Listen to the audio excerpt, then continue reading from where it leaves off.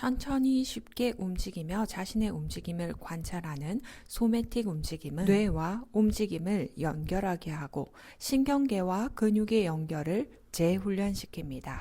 발을 골반의 넓이로 놓고 서서 머리를 좌우로 움직여 봅니다.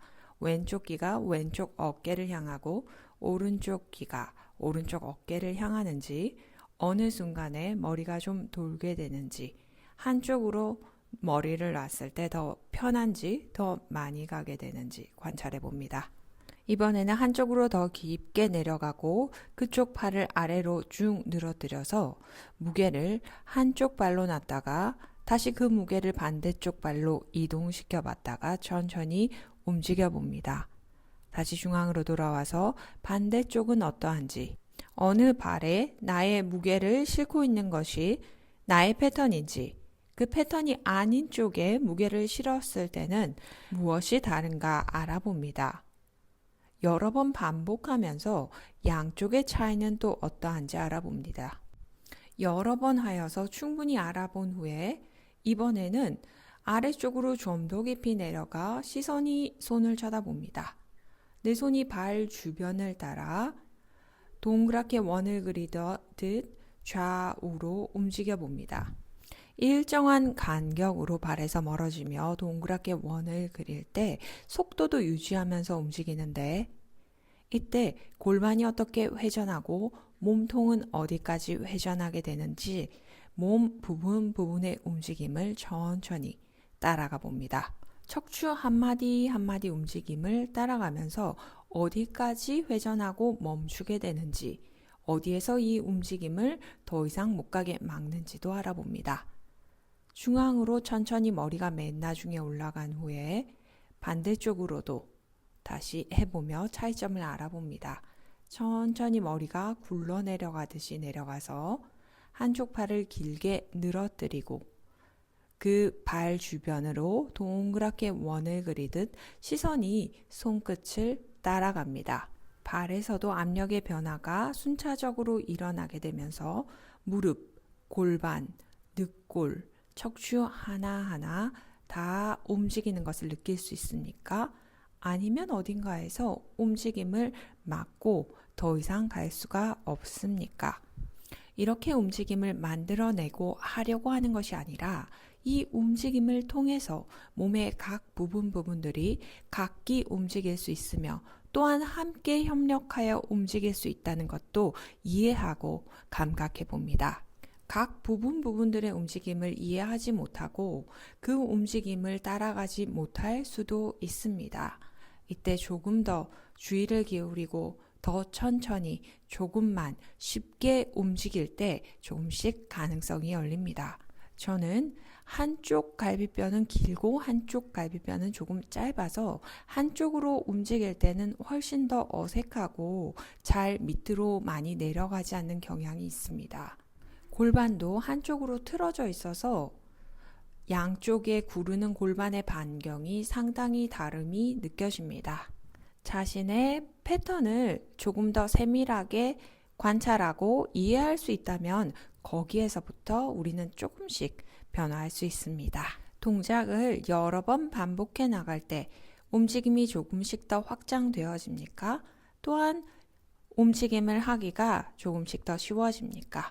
그리고 중앙으로 돌아왔을 때도 중앙을 찾는 것이 조금 더 쉬워집니까? 천천히 한쪽으로 내려갈 때 척추 한마디 한마디 움직임을 분리해서 생각하면서 무게가 한쪽으로 쏠림을 느낍니다. 무게를 반대쪽으로 이동시켜서 시선이 손을 따라 움직일 때 어느 지점에서는 원이 잘 그려지고 어느 지점은 원이 몸쪽으로 좀 가까워지는지 아니면 좀 멀어지는지 그 원의 움직임까지 조금 더 세밀하게 관찰해 봅니다. 뒤로 움직임을 하는 것이 쉽습니까? 앞으로 움직여지는 것이 쉽습니까? 원을 그릴 때 척추가 하나하나 분리되며 척추의 각 마디의 극돌기들이 방향을 바꾸는 것을 알 수가 있습니까? 몸의 양 측면을 비교해 봅니다. 한쪽이 부드럽게 자연스럽게 짧아질 때 반대쪽은 자연스럽게 길어집니까? 마치 컴퍼스로 원을 그리듯이 움직일 때 내 몸의 중심이 되는 곳은 어디입니까? 매 순간에 숨을 쉬고 있는지도 관찰하고 얼굴의 표정이 어떤지, 턱이나 목 안쪽까지 힘을 주고 있는 곳은 없는지도 관찰합니다. 평소에 습관적으로 턱을 쥐거나 어깨, 손가락, 목 이런 부분들에 힘을 많이 주고 있다면 아마 움직임을 하는 동안에도 무의식적으로 힘을 주고 있을 수 있습니다. 그곳을 계속 관찰하면서 놓고 갈 수도 있는지 알아봅니다. 이번 움직임은 중간으로 돌아와서 한쪽 팔 손끝은 천장을 향하게 하고 한쪽 팔 손끝은 땅을 향합니다. 고개를 돌려 시선을 반대쪽 팔을 봤다가 바닥에 있는 손을 봤다가 머리가 회전하는 것을 천천히 따라가면서 자신의 속도를 인식하며 움직입니다. 이때 몸통 척추가 어떻게 따라 움직이는지, 골반은 어떻게 회전하고 다리와 발 어디로 무게를 이동하게 되는지 따라갑니다.